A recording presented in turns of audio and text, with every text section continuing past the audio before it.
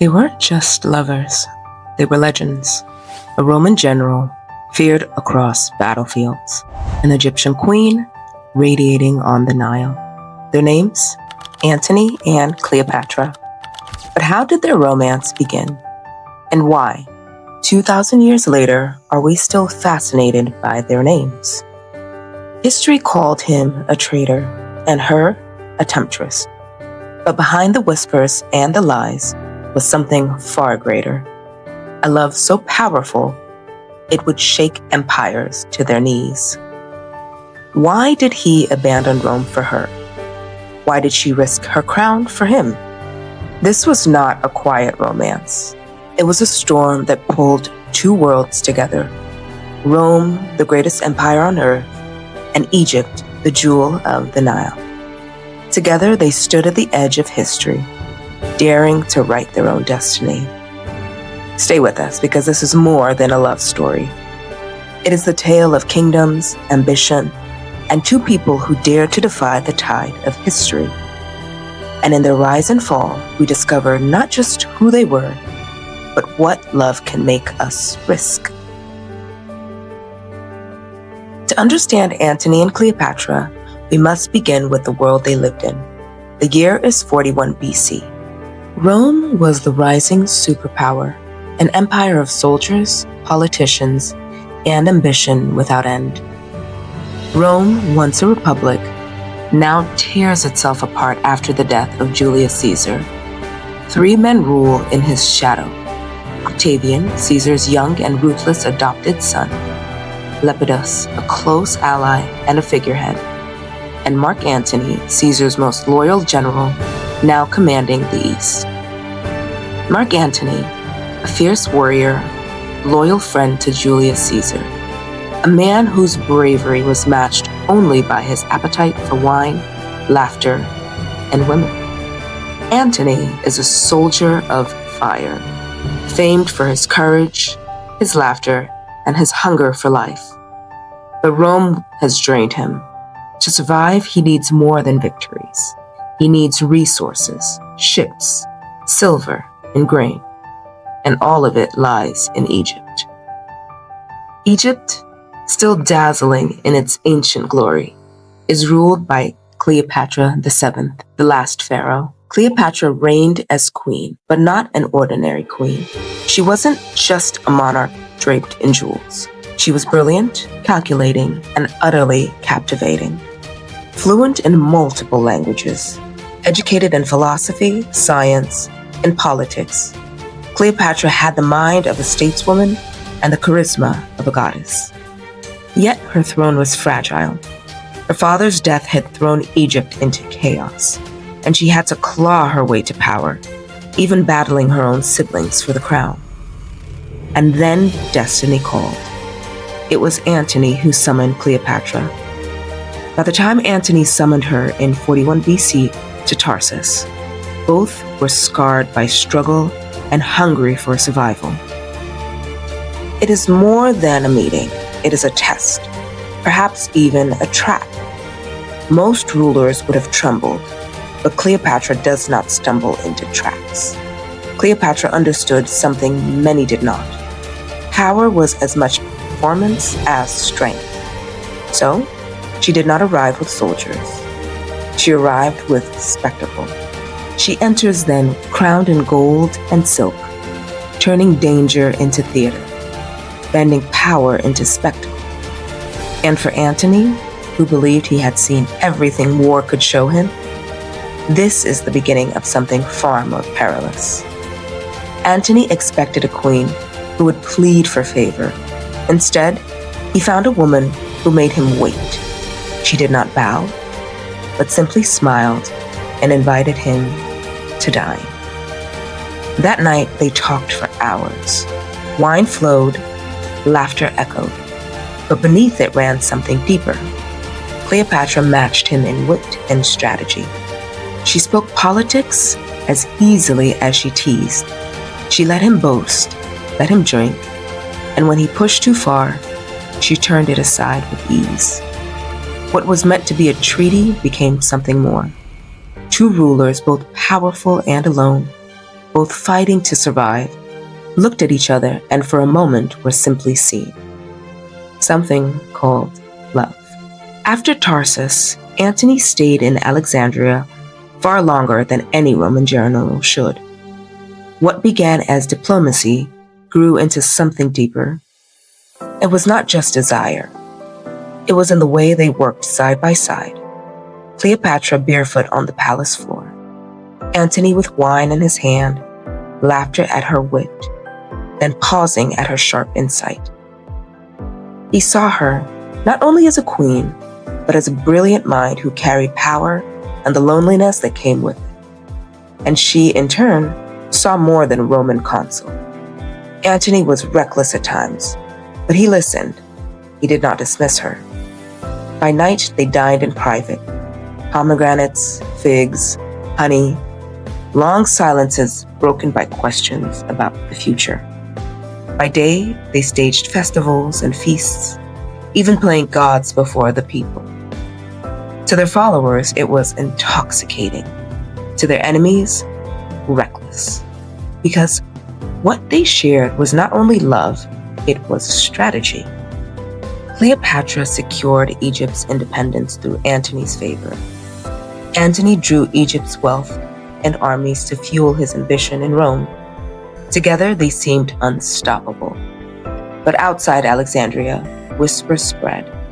In Rome, senators asked, was Antony still loyal to his homeland, or had he surrendered to Egypt's queen? And the truth was, both things were becoming real. For Antony, Alexandria was not just a city. It was escape from Rome's politics, from Octavian's cold precision, from the heavy weight of expectation. In Cleopatra's world, he could breathe, he could belong. For Cleopatra, Antony was not just a shield. He was a partner who saw her as more than ruler to be feared or a woman to be judged. With him, she could be vulnerable without losing her crown. The walls of Alexandria seemed to protect them, wrapping their nights in music and wine. But beyond those walls, Rome was already sharpening its knives. When Antony returned to Rome, everything they had built in Alexandria became dangerous. Rome was not Egypt. Power there was colder, stricter, tied to tradition and the Senate's harsh judgment. And Octavian, Julius Caesar's adopted son, was watching.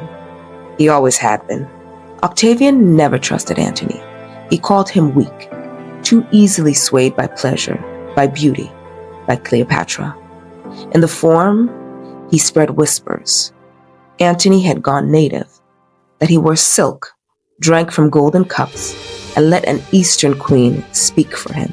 To prove his loyalty, Antony made a choice. He married Octavian's sister. It was politics, a statement, a betrayal. And Cleopatra, she heard the news not from Antony, but from a messenger. She did not weep, not in public. Instead, she turned inward, securing Egypt's borders, building her power, protecting the future of her son by Julius Caesar. But still, she waited. Years later, Antony returned, not as a lover crawling back, but as a man at war. Octavian had declared him an enemy of Rome. Antony left Octavia behind and marched to Cleopatra, not to apologize, but to align. Together they announced a new order during a public ceremony, the donations of Alexandria. They divided kingdoms among their children, declaring Caesarion, Cleopatra's son with Julius Caesar, the true heir to Caesar. They crowned themselves as gods, Isis and Dionysus. They gave Rome a final warning. This was no longer romance. It was revolution. But the Senate struck back. They called Cleopatra a sorceress, a corrupter, a foreign queen, pulling Antony's strings.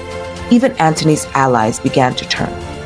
Then, at the height of their power, in places of gold and fire, the news spread. Cleopatra was pregnant with twins. And Rome heard of it almost instantly. Octavian used it as proof that Antony was lost to Egypt, lost to her. He seized Antony's will and read it aloud in the Senate. Written in black ink was a scandal. Antony wished to be buried in Egypt beside Cleopatra, not in Rome, not with his ancestors, with her. The city erupted. Temples were torn down, riots broke out, war was declared. This was no longer about politics. This was a love that threatened an empire. And now, Rome was determined to destroy it. In 31 BC, Antony and Cleopatra faced Octavian, the young rival who would one day become the first emperor of Rome. On the sea, their ships clashed. For hours, the fight raged. Sails burning, oars breaking, the air filled with smoke and cries. But Antony's fleet began to fail. Then, in a moment still debated today, Cleopatra's ships turned and sailed away. Was it a signal, a mistake, or her own plan? No one knows. Antony saw her leaving, and he followed. He abandoned his men, his fleet, and the battle itself. The shame never left him. Back in Alexandria, their palace grew quiet. What was once full of feasts and laughter was now filled with silence. Cleopatra tried to comfort him, but defeat weighed too heavily. News kept coming. Octavian's army marching south, allies deserting, the people losing hope. And then the cruelest news. Cleopatra was dead. Antony believed it at once. Without waiting for proof, he drew his sword and fell upon it. But the wound did not kill him. As he lay bleeding, a messenger arrived. "She's alive," he said. "She's waiting for you." Too late. They carried Antony to her mausoleum. Cleopatra, seeing him wounded, tore her clothes and cried out in grief. She held him as he died. His last words, according to Plutarch, were, "Do not mourn too much. Trust only yourself. And above all, do not let them take you alive." Then he was gone. No empire, no crown. For the first time in 17 years, Cleopatra stood alone. Rome was at her gates. Octavian, Caesar's heir, had won. His victory was not loud, but suffocating, cutting off the city piece by piece. He wanted more than her throne and treasure. He wanted her humiliation. He promised her life if she surrendered, but not as a queen, as a captive. He wanted her parading through Rome as a captive, a trophy, chained before the crowns. Cleopatra knew that ending was not hers. She had studied the lives of queens and goddesses. She knew death could be a choice and even a kind of victory. She prepared her tomb. She dressed in her finest robes. And when Octavian's men came, they found her, lifeless, draped in silk, and crowned in gold. Legend says a serpent's bite delivered her in death, its fangs hidden in a basket of figs. However it happened, she chose her own end. Her story, like Antony's, ended on her own terms. Rome would call her a seductress, a traitor, the foreign queen who ruined two great men. But that is not the full truth. Cleopatra ruled for over 20 years in a world made by men.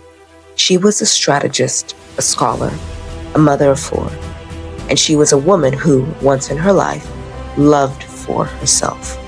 Their children's futures were divided. Caesarion, her son, with Julius Caesar, was executed, but the twins she shared with Antony, Alexander Helios and Cleopatra Selene, were taken to Rome and paraded in chains down the streets as trophies behind an effigy of their mother, then raised by Octavia, Antony's Roman wife, the wife he had left behind. There was no mention of her youngest son, Ptolemy Philadelphus, making it to Rome. He likely fell sick and died during the journey. Antony and Cleopatra were buried side by side. Perhaps their love does not need a grave. It remains in ruins, in poems, and in memory. History tried to turn Antony and Cleopatra into warnings. To Rome, she was the dangerous temptress who threatened its order. To poets, the tragic queen who gambled too much on love. To Shakespeare, the doomed lover who could not escape her fate, and Antony, the soldier who lost himself to passion, the general who tried discipline for desire. But their story is more than that.